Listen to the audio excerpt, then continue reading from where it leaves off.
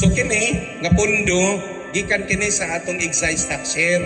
So magpasalamat sad kita sa atong mga farmers sa pagpadayon nila sa ilahang pagpananom sa tabako ug ang maayo sa production o pagmanage sa atong NTA.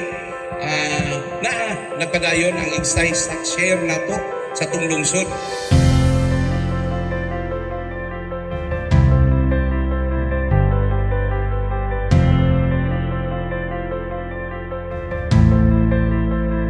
So, dili ni siya mahimong possible kung wala ang atong mga very generous na mga donors.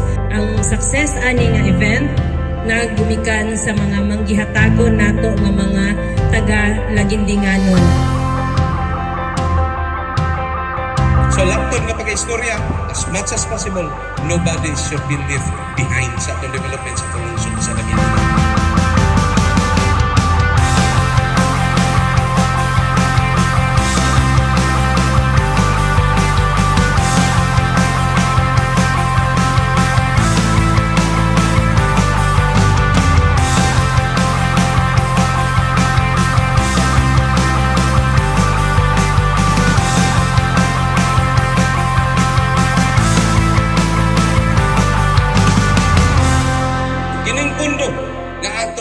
Sa atong lungsod sa Lagindingan o kung sa'y tabang nga nadawat ninyo karon, dili ninyo utang kabubuton kanamo, dili ninyo utang kabubuton sa mga konsyel o kinsan diyan din sa imong tubangan kay ngano inyo kining buhis, inyo kining kwarta nga igo lang namo gibalik kaninyo.